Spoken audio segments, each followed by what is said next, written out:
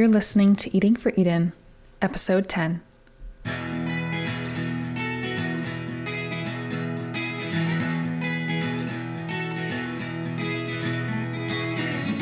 When it comes to doing something about climate change, your food choices matter. Thanks for tuning in to Eating for Eden, a podcast that takes a food-first approach to climate action. I'm your host, Jessica J. Schroeder, and I am passionate about food that tastes good and does good. I'll guide you with practical tips and help you thoroughly enjoy your food along the way.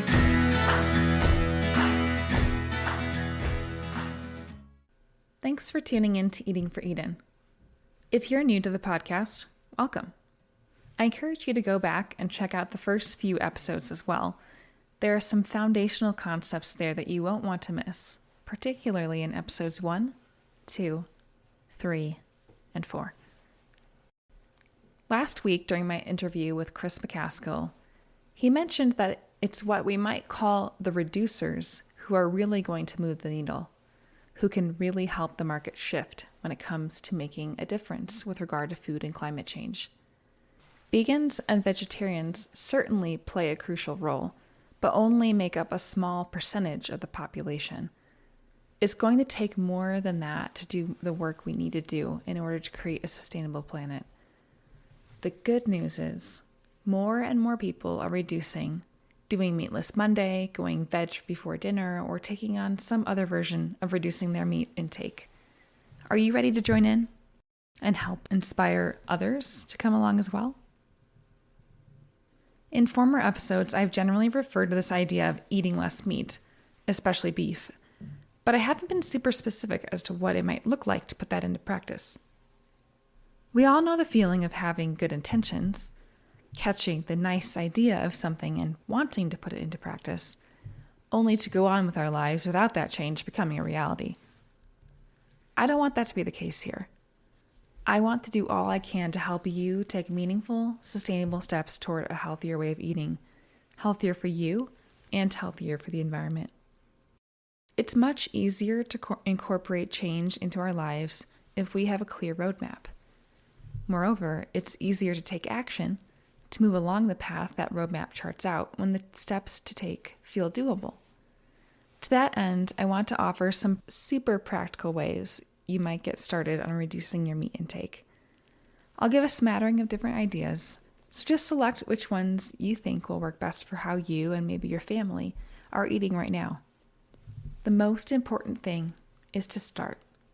Pick something and start making some swaps. Before getting into actual ingredient ideas for meat swaps, first, here are a few patterns for what eating less meat could look like on a weekly basis.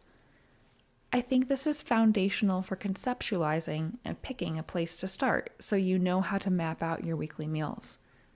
So eating less meat could look like meatless Mondays, no meat before dinner, moving meat from being the center of your dish to being a smaller component, sometimes referred to as meat on the side.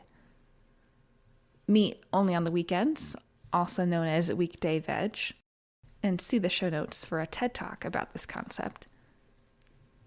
Limiting meat to one day or one meal a week.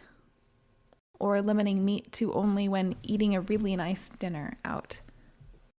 Or any combination or variation of these. The possibilities are as diverse as the individuals applying them. It doesn't matter what you call it, and the point is not perfection. What matters is that you start somewhere and commit to giving it a try. While the last couple may feel outlandish or even unachievable, don't worry. Focus on thinking about where you are right now and what you'd like to try in getting started. If you currently eat meat every day of the week, start with a meatless Monday. If you commonly eat 1 or 2 dinners a week without meat, consider moving to weekday veg. If you're responsible for feeding your family and are doubtful that they're going to be up for meatless dinners, see if you can get the gang on board with going meatless before dinner, or at least meatless breakfast as a start. Keep in mind, you want to pick an approach that will cause you to make a change, but not so much that it will feel unachievable or unsustainable over the long haul. For example, when people tell me they went vegan for a month, but found it too difficult to sustain, it makes me sad. On the one hand, I could admire them for their interest and effort, but on the other hand, they've shot themselves in the foot. Too often we try out some, quote, extreme change for a month to see what kind of results we get, only to go back to more or less our original pattern of eating. What is far more powerful is to make stepwise changes that shift the overall pattern of our eating over time. Just like you can't get up and run 10 miles if you're not even regularly running 1 mile, or you can't do 100 push-ups today if you couldn't even do 5 yesterday, the things that may seem unachievable today are only achievable on a slightly longer timetable, but they are achievable. We just have to take the right approach. We have to start and then keep making incremental changes along the way. Okay, now I'll move on to what adopting one of these approaches could look like in a bit of greater detail, particularly ingredient swap and recipe ideas, and tips for how to begin making these transitions. One of the key fears you or your family may be having is, will my meal be satisfying? Won't I miss meat too much? Certainly eating more plants is something to get used to, but as I get into in episode 4, taste is habit. Start by making swaps for meat in recipes you already enjoy. By starting there, you'll keep a large amount of familiarity while slowly helping your taste buds to adapt to the bits that are new. When making any kind of sustainable dietary pattern shift, some element of familiarity is crucial. If you're super adventurous and just want to try all the new things, go for it, be my guest. But the key is to know yourself and those that you're feeding. Don't dive in headfirst only to crash and burn. For the vast majority of us, taking this slowly will be the best approach. There are lots of ways to make swaps for meat, and there are numerous ways to think about it. Is it the taste you want to try to mimic? The texture? The protein content? The sense of satiety or how filling the meal feels? These are not mutually exclusive, as you'll see. You don't even necessarily have to know which one you're after. If it's all the same to you, just pick what sounds good and see how you like it. First, know that plant-based meat alternatives are totally acceptable, at least as a transitional food. I would not advocate sticking to these as a long-term staple, just as I would not advocate keeping meat as a long-term staple, but they are terrific foods for helping make a transition to eating more plants. Plus, as I've mentioned previously, these products have been shown to produce better health outcomes than high-quality meat. Check out the show notes to learn more about that. Second, as both an initial and a long-term strategy, lean into, quote, meaty plants. The term meaty here means a few things: taste, texture, and satiety. Meat is known for its umami flavor profile.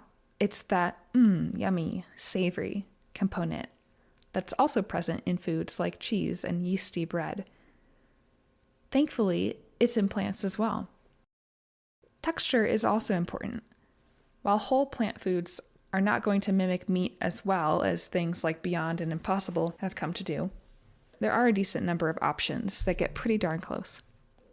Finally, keeping in mind protein, water content, and fiber, which plants have but meat lacks, these 3 elements are key to promoting satiety, which at least lean meat is typically known for. Ready for some ideas? Mushrooms are a great place to find umami as well as a meaty texture. Grilled portobello caps make a lovely substitute for a burger, or slice it into thin strips for fajitas or tacos. Mushrooms are a great addition to pastas and stir fries. And for breakfast, cook up mushrooms instead of sausage for a hash or for biscuits and gravy. And you can opt for avocado or olive oil and cashew milk in the gravy for a full-on vegan version. Then there's tofu, especially super firm tofu, which is a fabulous substitute for chicken. While tofu often gets a bad rap for not having much taste, the beautiful flip side of that is that it's a totally blank canvas for whatever you want it to be. It's like the wild card of the plant-based cooking game. You can win every time, as long as you know how to season it properly. I love using tofu in a variety of applications. I'll often marinate it with some tamari or soy sauce, ginger and garlic for Asian applications, with olive oil, garlic, and herbs for Italian. I've even used it in place of chicken for a Middle Eastern street food recipe that I loved in college. Season it well, cut it up into smaller pieces, cook it up, and work it into a dish you already love. You'll be surprised how well this replaces chicken. Lentils also offer a hardiness suited to substituting meat, especially ground meat. Lentils are great in tacos, lettuce wraps, and soups and stews. There are various kinds of lentils, and some hold their shape better than others, so consider which kind you want to use. Brown and green lentils are probably easiest and most affordable to use as a meat substitute. Red are lovely in their own right as well, but they tend to break down and get more creamy as they're cooked. French puy lentils and black lentils are an extra special treat. Season the lentils as you would your meat and make a swap in your go-to ground meat recipes. Just be aware that you can't make a lentil burger with only lentils. It's not quite a one-for-one swap in that regard. Next, beans. There are so many lovely beans to enjoy. Heirloom beauties aside, I think of the most affordable go-to meat swapping options as black beans, refried pinto beans, and white beans, so those like Great Northern or cannellini. Here I easily think Mexican. Tacos, enchiladas, soups and stews, taco salads, tostadas. Choose whole beans versus refried depending on whether you want something more toothsome or smooth and creamy. White beans are great in dishes where you might use chicken, like pastas, curries, salads, and more. Then there's tempeh. Tempeh can take a bit of getting used to. Let's call it an acquired taste, since it is fermented, but once you get the taste for it, you'll find it delicious. If you've ever tried natto, it's in that similar category of umami and funky. The slight funkiness can be tamed by steaming it first before roasting it or sautéing it or even air frying it. I particularly like using tempeh in lettuce wraps or on Asian-inspired salads in place of meat in a bolognese sauce to top polenta or pasta, or in a fabulous chorizo to go on chips with a vegan queso. Third, regardless of whether something seems meaty, serve up plant foods that you and your family love. You're doomed to fail if you aim to introduce a bunch of unfamiliar, or worse, despised foods from the get-go. Remember that you can also take a meat on the side approach as a way to get your feet wet here. If you typically cook up 1 pound of ground beef for tacos, try reducing that to just a half pound and substituting some refried beans or black beans for the other half pound. Reduce the meat and amp up the plants. Go at your own pace and start with what you like. As I wrap up here, I want to mention that there's even a book about this approach of reducing meat intake. It's called The Reducitarian Solution. Edited by Brian Kateman, this book features 3 main sections: mind, body, and planet, with contributions from dozens of figures from across diverse fields and backgrounds, from environmentalist Bill McKibben to medical doctor David Katz to marketing guru Seth Godin to author and Christian Karen Swallow Pryor. While you may not care to read every entry, there's at least one that will resonate with you, if not more. Finally, there is also a chapter with recipes to get folks started on their meat-reducing journey. So I'd encourage you to head to your local library or your library's website to see if you can grab a copy to flip through or listen to. Thanks for listening in, friends. I'm so encouraged that you are curious about how the choices you make each day have a lasting impact on the health of this planet, and not to mention your own health as well. I hope you'll choose an approach and a few swaps to get yourself started and feel empowered by your ability to make lasting change for good. All you have to do is start where you are, do what you can, and build from there.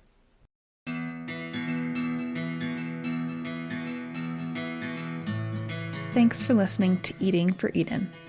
If you found this episode informative or inspiring, please consider sharing it with a friend. Climate change is an issue we all need to tackle together, so let's invite others to journey along with us as we continue the conversation and start taking action. Until next week, friends, take care.